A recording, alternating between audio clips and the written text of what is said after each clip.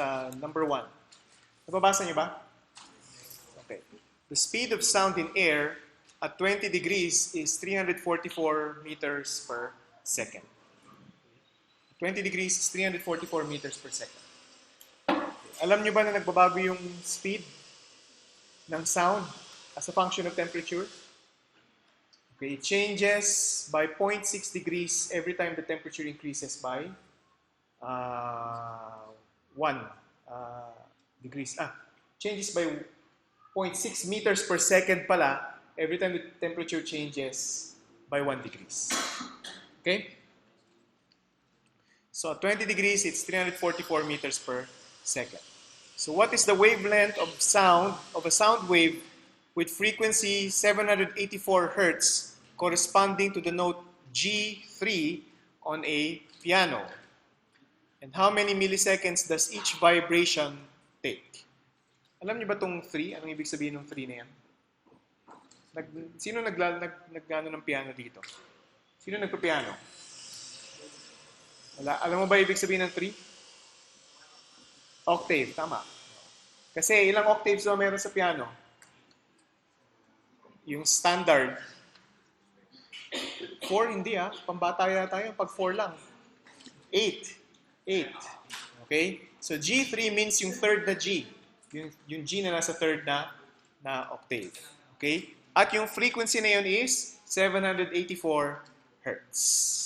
Okay? Ngayon, yung gitara, pag kayo yung nag-play ng guitar, nasa 4th octave yun. Nagko-correspond yun sa 4th octave ng piano. Kaya pag magtotono kayo ng gitara, meron kayong pantono, ang gagamitin nyo ay A4, G4, E4, and so on and so forth. Gigitara ba kayo? Nakikinig ba kayo sa music? Parang wala kayong interest na kahit ano Yung itsura nyo, parang wala lang Masyado yata kayong studios Okay, so letter B, what is the wavelength of a sound wave 1 octave higher than the note in part A? Okay, so the speed of sound in air 20 degrees is 344 meters per second. Ano yung wavelength ng sound corresponding to 784 Hertz? Paano natin sasolve yan? Anong equation gagamitin natin? So ano yung given? Simula muna tayo sa given. Ano yung given? Frequency which is 7 Hertz. Okay? Tapos ano pa? Velocity which is 344 meters per second at 20 degrees Celsius. Okay? Ang pinapahanap ay yung wavelength nung sound na napoproduce corresponding to 784 Hertz. So anong gagamitin natin dito? Paano sila related sa isa't isa? Velocity over frequency. Tama, no? Tama? Okay. So ang velocity is 344 meters per second divided by 784 Hertz. Okay, ano ngayon ang wavelength? Ito na yung time na kailangan nyo nang ilabas yung calculator ninyo. Ganito rin ba ang pinapagawa sa inyo nung yung mga physics majors, alam na nila yung style ko. Pero yung iba, ganito rin ba pinapagawa sa inyo sa previous na classes ninyo? Kayo yung magka-calculate? Alam niyo kung bakit kayo yung pinagka-calculate? Kasi kung tatamad-tamad kayo, pagdating ng exam, hindi nyo alam gamitin yung calculator ninyo. Pero kung hanggang ngayon, kung ngayon pa lang ay tinitrain na namin kayo na gumamit ng calculator, pagdating ng exam, wala na kayong problema dyan. Unless na naiwan nyo yung calculator nyo sa bahay. Malaking problema yun. Anong sagot? 0 point? 40? 439. Anong unit? Meters. Okay? Sinusunod nyo ba ang significant figures? Tinuruan ba kayong sumunod sa significant figures o hindi? Tinuruan. So, ilang significant figures dapat? 3. Okay, sige. Buti na yung habang maaga nagkakaintindihan tayo. Maintindihan nyo na rin kung paano ako nag-check. Siyempre, yung mga math lang kinakausap ko, no? Kasi yung physics, alam na nila kung anong style ko. Okay? So, ito yung kanyang wavelength. 0.439 meters. Kano kahaba ba yung 0.439 meters? Siyempre, pag kayo nag-solve, kailangan yung i-relate yan sa tunay na buhay. Diba? So, kung ito, approximately 1 meter, yung 0.439 is halos a little less than 1/2, di ba? So, siguro ganito. So, ibig sabihin, nandito yung dalawang crests. Na-imagine nyo? Okay, tapos yun yung tumatama sa tenga ninyo. Okay? Okay, letter B. Hindi. Meron pa palang follow-up question. How many milliseconds does each vibration take? So, paano isi-solve yun? Ano ang sinusolve na natin? How many milliseconds does each vibration take? Ang pinahanap na natin ay period. So, anong gagawin natin? Reciprocal lang ng frequency. Ano natin ngayon dito? Ano ang time between vibrations?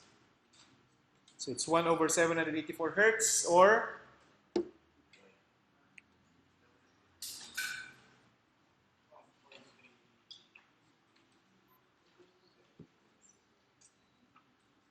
ilan? 1.28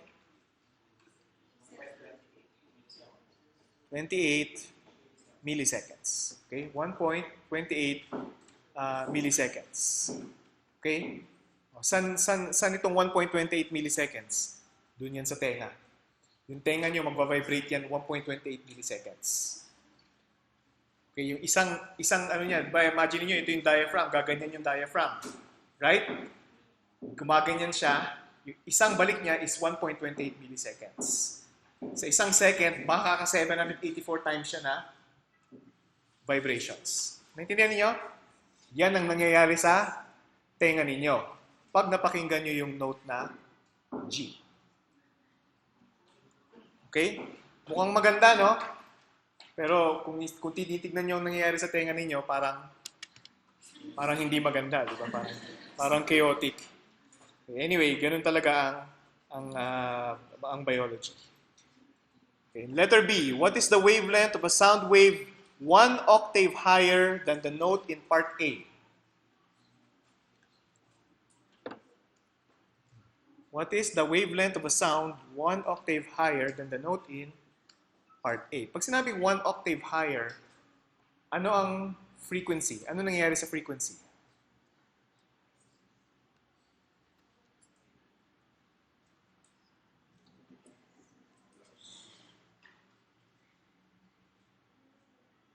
Oh.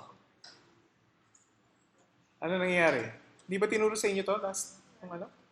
Ha? Ano nangyayari sa octave? Per octave, ano nangyayari? Tumataas by how much? By twice. Okay? Each octave, dodoble yan. Yung frequency. So, dun sa next octave, it's 2 times F or 2 times 784 Hertz. So, ilan to? Kailangan niyo pa ba ng calculator para dyan? 1,568 Hertz. Hindi nyo na kailangan ng calculator para dyan. Kayang-kaya nyo na yan, di ba? Hindi kayo katulad ng mga bio. Teka, naka-record pala dito.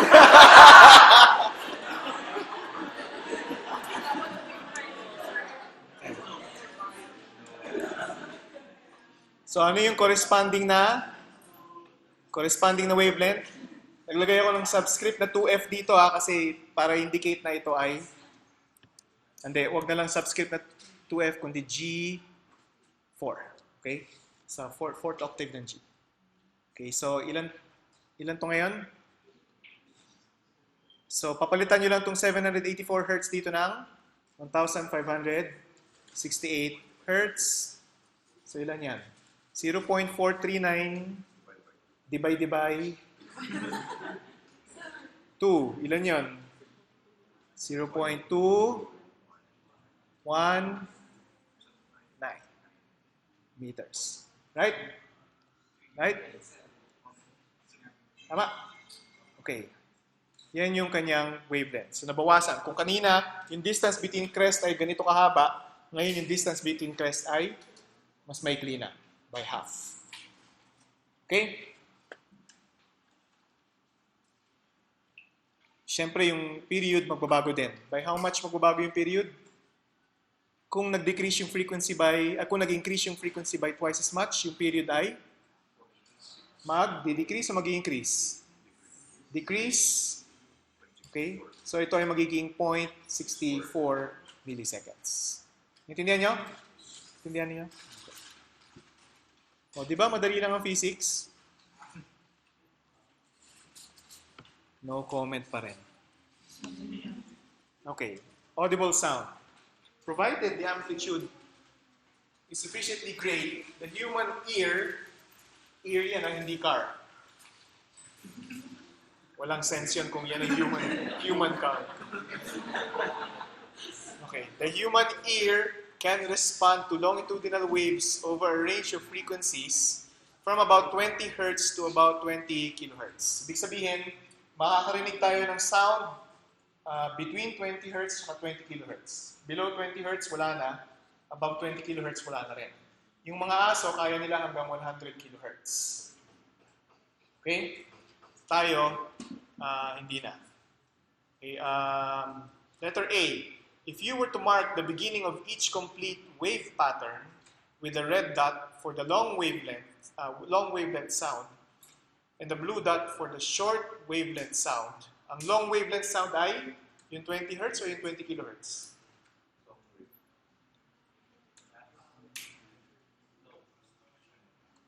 Remember, it's V is equal to lambda times F. So, pag yung frequency ay mababa, yung wavelength ay mahaba.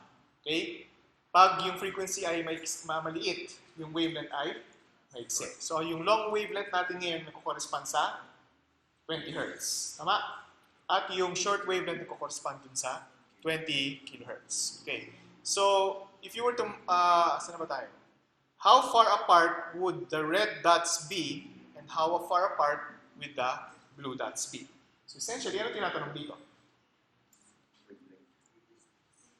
Distance between two dots in space na bumalik sa dating position, wavelength. Wavelength yung tinatanong. So, ano yung wavelength corresponding to 20 Hz?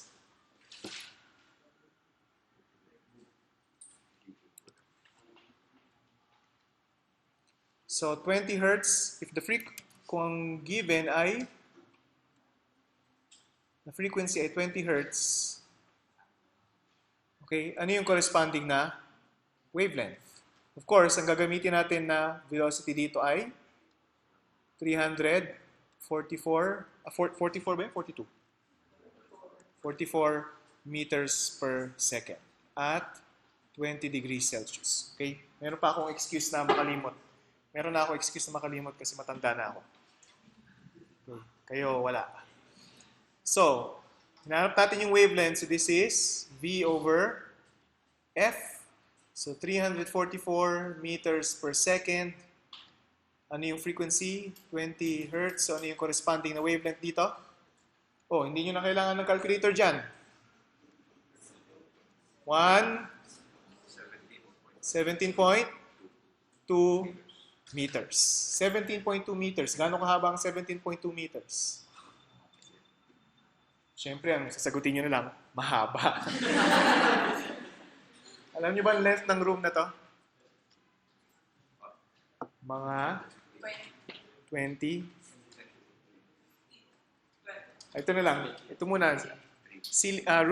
Floor to ceiling. 3 meters. Okay, yan yung approximate namin yan. So, base dyan, mga ilang floor to ceiling kaya to sa tingin niyo? Estimate lang. Ilan? Mga isa, dalawa, tatlo, apat. Apat? Actually, pag-estimate nyo ang apat, tama kayo. So, this is about 12 meters. Okay? Wall to window, 12 meters siya. Okay, alam din natin yan. Alam ko rin yan kasi may Physics 11 class ako na pinag-measure ko sila noon. Okay? So, from here to there, okay, it's about 8 meters. Okay, 8 meters. Okay. So, 17.2 meters, gaano kahaba? Magdadagdag pa kayo ng 5 meters dito sa length na ito. Yun yung isang wavelength ng 20 hertz. Imagine nyo, isang wave yan. Okay, ang haba ng wavelength ng 20 hertz. Okay, ngayon, tignan natin doon sa 20 kilohertz. Sa 20 kilohertz, ano yung corresponding na wavelength? So, ang velocity is 344 meters per second at yung frequency is kilohertz. Okay, pag nagko-compute kayo, huwag niyo kalimutang i-convert yung prefix dun sa kanyang scientific unit. So this is 10 to the 3. So ilan to ngayon? Okay, so nagkaroon kayo ng kilo dito sa denominator, ibig sabihin magkakaroon kayo ng 10 over 10 to the 3 sa denominator or 10 to the minus 3 sa numerator. Tama? So this will be 17.2 millimeters. Naintindihan nyo? Okay? Or 17.2 millimeters or 1.72 centimeters. Makakatulong ba yun kung gaano kahaba? So 1 centimeter, diba? Mga ganon. Tapos dagdagan nyo lang ng 0.7 nun. Yun yung wavelength corresponding to 20 kilohertz. Okay? Wavelength corresponding to 20 kilohertz. Okay? Letter B. In reality, would adjacent dots in each set be far enough apart for you to easily measure their separation with a meter stick? Kaya nyo bang i-measure yung separation nung dalawang dots na yon pag gumamit kayo ng meter stick? Hindi. Hindi necessarily isang beses nyo lang i-measure. Yung 17.2 meters, mami-measure nyo yun ng meter stick definitely. Para lang chato, di ba? Ganon-ganon nyo lang yung... Alam nyo ba yung laro na yon? Naglalaro ba kayo nung bata kayo? Ano ba ginagawa nyo? Hindi kayo mahilig sa sound, hindi kayo naglalaro. Ano ba kayo? Alam nyo ano yung sinasabi kong laro? Okay, sige. Yung gaganon ninyo sa floor, di ba? Tapos papaluin. Alam niyo yan? Yan nyo na. Kaya nyo bang i-measure ng 17.2 millimeters sa isang meter stick? Posible ba? Ano bang pinakamaliit na grade ng meter stick? 1 millimeter. Di ba? Di ba?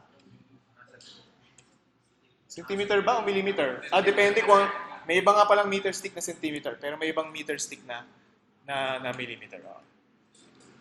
Okay. Siguro gumamit kayo ng meter stick ng Physics 101.1 na centimeter lang yung lowest grade. Okay, letter C. Suppose you repeated part A in water where sound travels at 1,480 meters per second.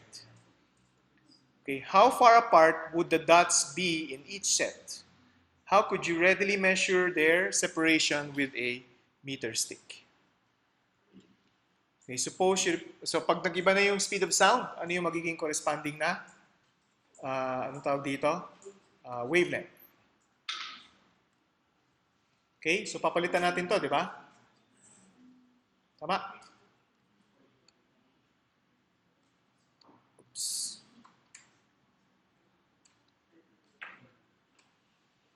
Pag pinilitan natin yan ng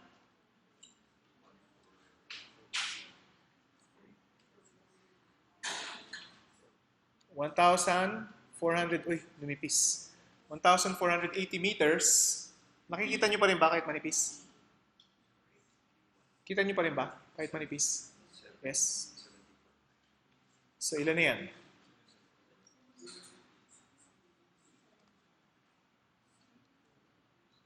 Ay, numipis din yung...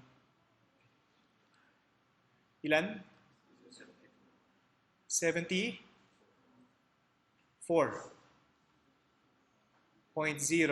meters. Kaya niyo pa ba rin bang i-measure ng meter stick yan? Well, kaya, kung kaya lang. Pero sa ilalim ng tubig, di ba? Medyo mahirap. Okay? So pag pinilitan natin ito ng 1480, ano mangyayari dito? Magiging 74 millimeters. Okay? Nakasunod? Okay. So in both cases, kaya nyo pa rin i-measure. Okay. Tsunami. Ay, hindi pala. Tsunami! Kasi may exclamation mark. Oo nga naman. Pag mathematics kayo, tsunami factorial. Tama?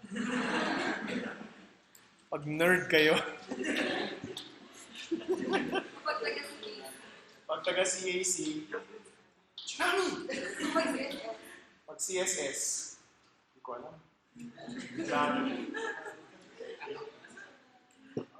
On December 26, 2004, ayun, kayong mga science majors kayo, nalakas yung mga like.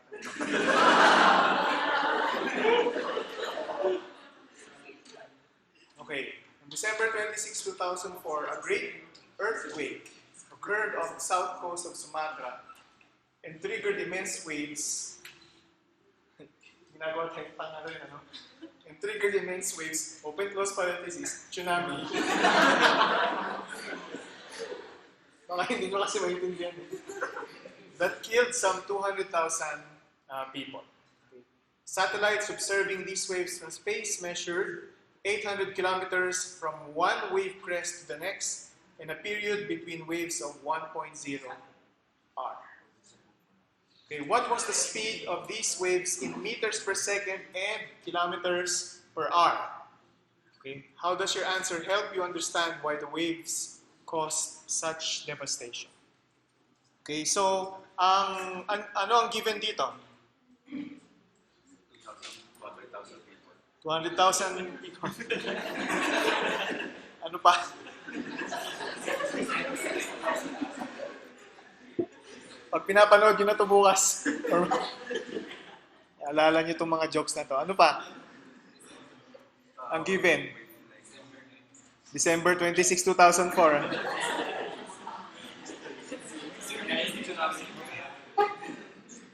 Okay. Ano pa? 800 kilometers. Ano yung 800 kilometers? Wavelength ng ocean waves. Okay? At ano yung 1 hour? Yun yung period. At pinapahanap dito ay yung wave speed. Okay? Or wave velocity. Okay. So ang given ay ang wavelength which is 800 kilometers at yung period na 1 hour. Okay, so kailangan natin ito i-convert into seconds. 1 hour, 3,600 seconds. So 3,000, ay.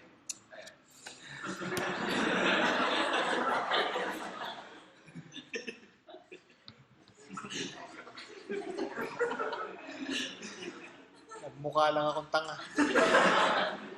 On my first day of teaching. Nakakawala ng credibility, di ba?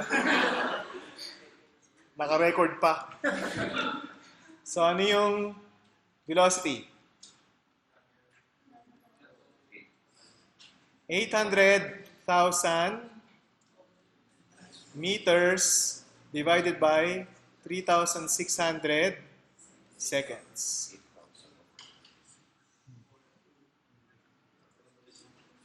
Ilan?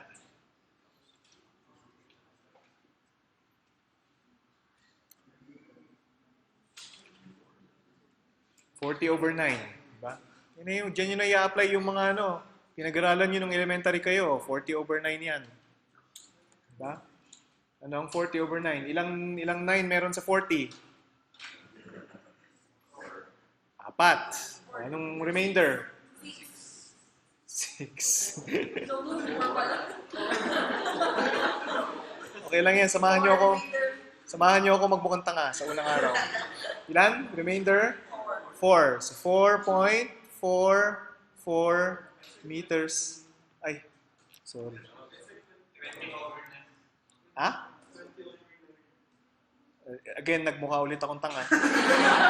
So, dapat ito ay 20/9. So, ilan to dapat? Okay, so 2.2. 2.2 meters per second. Actually, alam ko naman yun. Tinetest ko lang kung nakikinig kayo dun sa...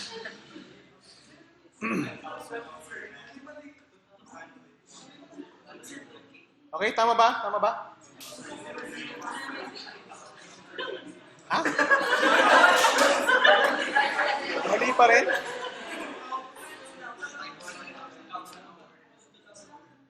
(2,000/36) 200/9. Diba? 2,000/9. So, okay, 220.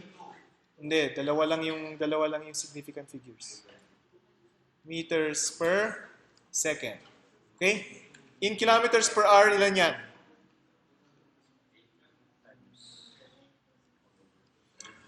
Okay, so 3,600 seconds, 1 hour, tapos 1,000 meters, 1 kilometer. So ilan yan? Multiply nyo lang by 3.6.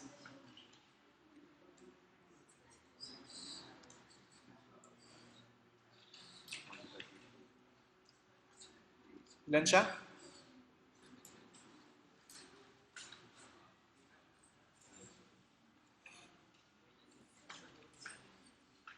Hmm?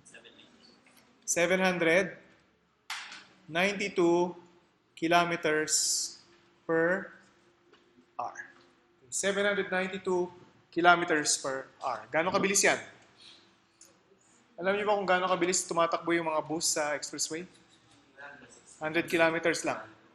Diba? So, ibig sabihin, 8 times faster kaysa bus na bumabiyahe sa expressway. Okay? Tingnan nyo, in other words, wala talaga makaka-outrun ng tsunami na to kung nandoon kayo sa lugar na yun. Kaya yung devastation ay matindi. Dun sa lugar na yun ay matindi. Tama ba? Okay?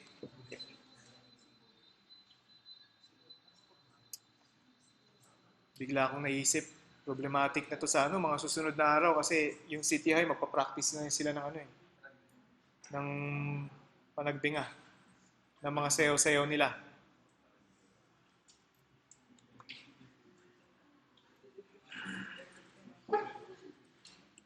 Marunong kayong gumamit ng Excel? Yes. Meron ba kayong alam na gamitin na software other than Excel na pwede mag-graph? Yung physics, alam ko may MATLAB kayo tsaka Scilab. Meron ba kayo mag-program mga math, BS Math? Hindi. Sa Excel lang talaga. Okay lang din naman yun. Huwag kayong mahiya kung yun lang. Ha? Ha? Hindi. Sa 113 nila gagawin. Nag-113 na ba kayo? Math 113? Wala kayong laboratory sa Math 113? See? Anong ginamit nyo? Hindi Scilab? Hindi kayo nag-Scilab? Yung sa amin kami ng cluster. Ay, talaga? Anyway, sige. Excel na lang. Excel na lang gamitin nyo. 15.11. Tandaan nyo. 15.11.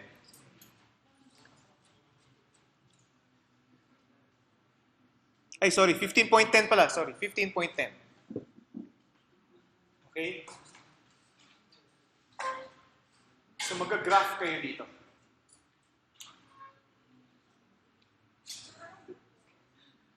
Yung pinadala ko sa email. Pinadala ko. Nakasama ka pa ba sa email? Hindi pa ata kita sa yeah. Okay, 15.10. Yan yung problem set number 1. Number 1. Okay? Magka-graph lang kayo dyan. Individual. Oh. Huwag kayong mag-copy-paste ng graph ha. Madaling mahalaman yon. Padala nyo yung code ninyo. Kung doon sa mga physics, kung magko-code kayo, padala nyo yung code. At doon sa Excel, alam nyo ba na pwede kayo mag-type in ng equation doon? Yes?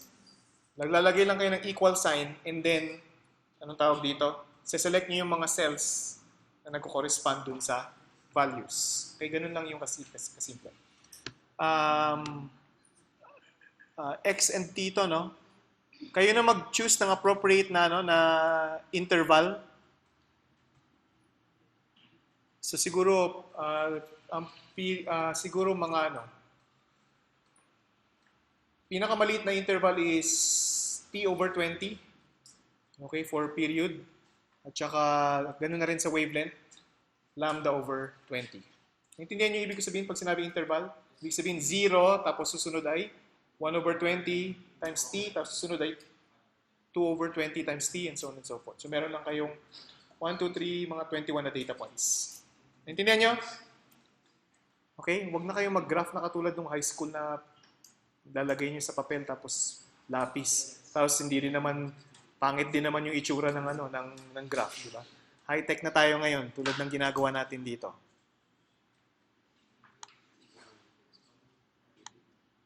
Okay, dito tayo sa 15.6. A certain transverse wave is described by y of xt is equal to 6.50 millimeters. Okay, cosine 2 pi times the quantity x over 28.0 centimeters minus t over 0.0360 seconds. Determine the wave's amplitude, wavelength, frequency, speed of propagation, and direction of propagation. Saan nyo makikita yung amplitude? So dito sa equation na ito yung amplitude. Okay? Saan nyo makikita yung wavelength? Ano ba ang coefficient ng x? K. Diba? Paano related ang wave number sa wavelength? 2 pi over lambda. Tama. Ngayon, yung K is 1 over 28.0 centimeters. So, para makuha nyo yung wavelength, i-divide nyo muna by 28.0 centimeters yung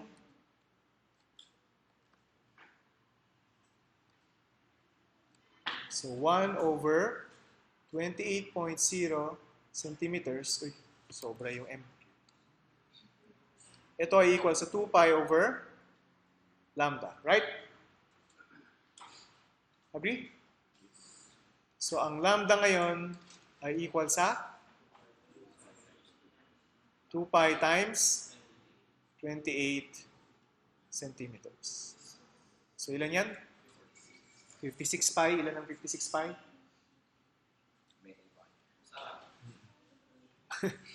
Hindi nyo makakain yun. Ilan yan?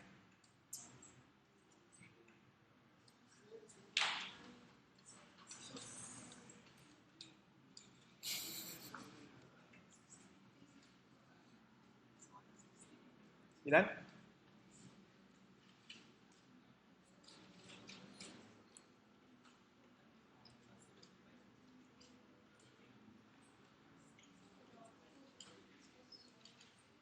Oh, akin na, patingin na.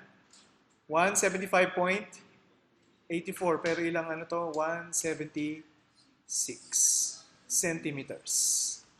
Okay? Yan yung wavelength.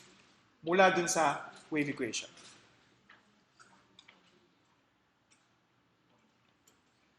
Okay? Next. Ano yung frequency? From here,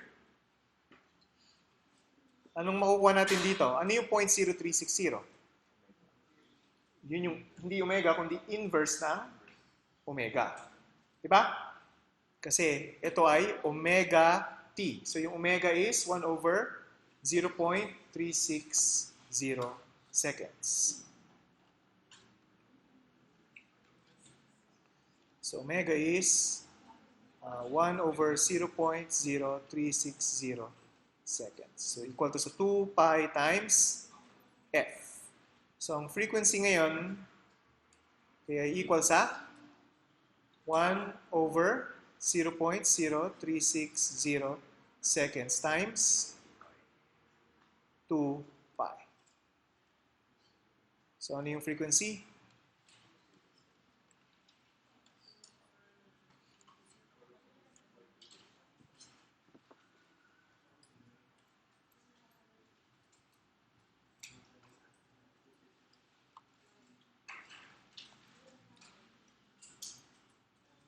Anong sagot?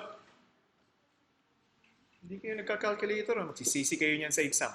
Mag-aaksaya kayo ng oras. Kasi hindi nyo kabisado yung ano. So ilan?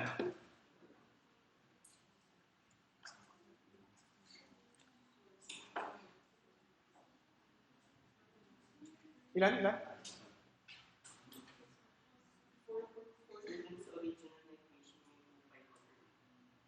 Ay, oo nga pala. Hindi.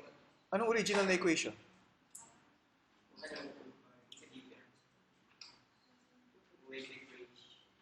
Yung wave equation. Ang wave equation is... Sorry.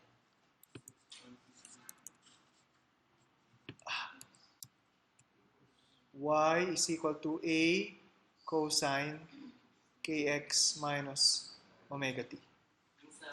Sa given ko, may cosine 2 pi. Okay.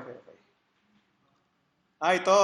Okay. May 2 pi na. So immediately pala, makukuha na natin na ang wavelength ay 28 centimeters. Okay. Alam ko yun, tinitest ko lang kung nakikinig kayo. Next time makinig kayo mo.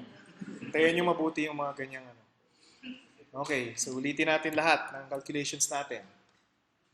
So dahil meron 2 pi dun sa labas, okay, so K is equal to 2 pi over lambda. So equal to sa 2 pi over 28.0 centimeters. So ang lambda is 28 centimeters.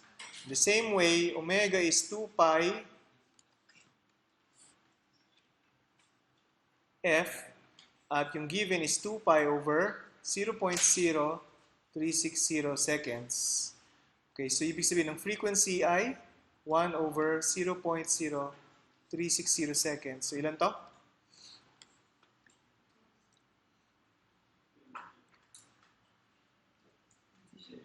$28.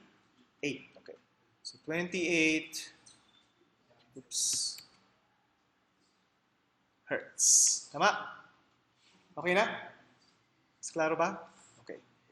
Ngayon, ano ang speed of propagation at saka direction of propagation? Okay, ang speed of propagation is just the wave speed which is equal to lambda times the frequency. Ano yung wavelength? 28 centimeters. So times 10 to the minus 2 meters. Okay, times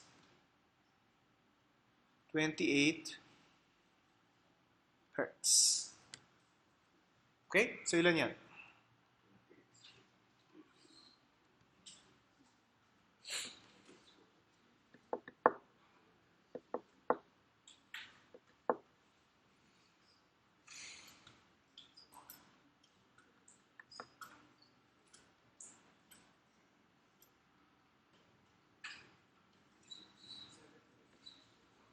Ilan? Anong 28 squared?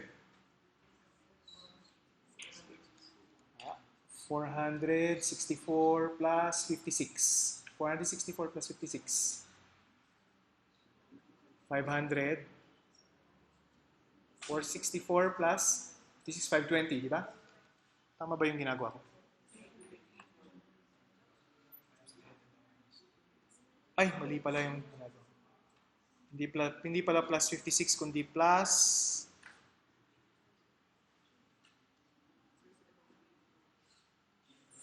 160, 320. Plus 320 pala. So ilan? 784. 7 times 10 to the minus 2. So, ibig sabihin 7.84 meters per second. Okay, so yan ang wave speed. Alam niyo naman mag-mental ng square, di ba? Mental calculation. Gagamitin niyo lang yung mga pinag-aralan niyo nung high school. 20 plus 8, di ba? 20 plus 8, paano niyo ba mini-mental yan?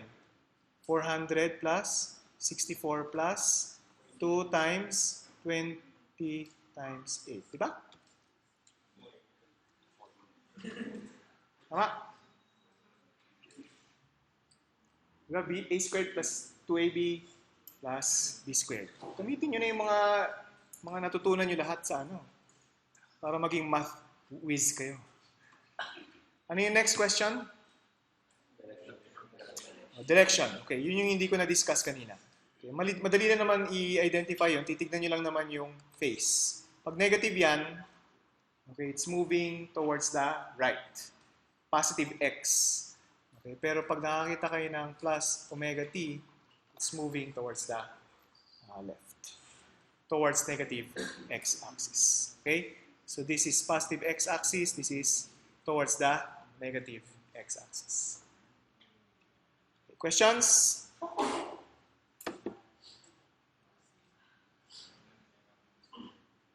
Questions?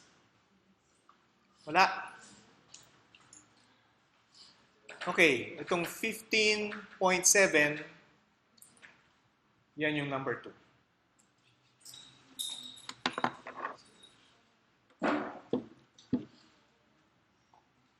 15.7, number 2. So, 2 questions lang.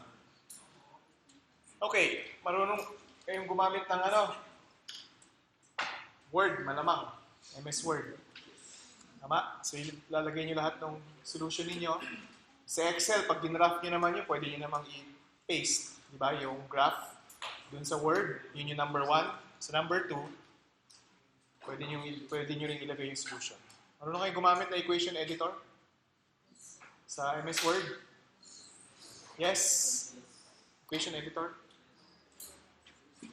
Hindi. Madali lang yun. I-click nyo lang yung button tapos may lalabas na window tapos select lang yung mga symbols. Siyempre, magta-type kayo ng explanation niyo. Okay? Questions? 1 week after.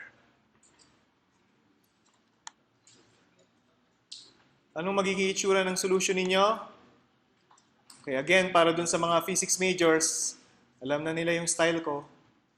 Pero para dun sa mga math majors, ganito yung expectation ko sa inyo. Nakikita nyo yan? Kung paano niya in-explain? Intindihan nyo kung paano niya in-explain? Ganyan din ang gagawin ninyo. Okay, with explanations and shit. Ay, naka-record.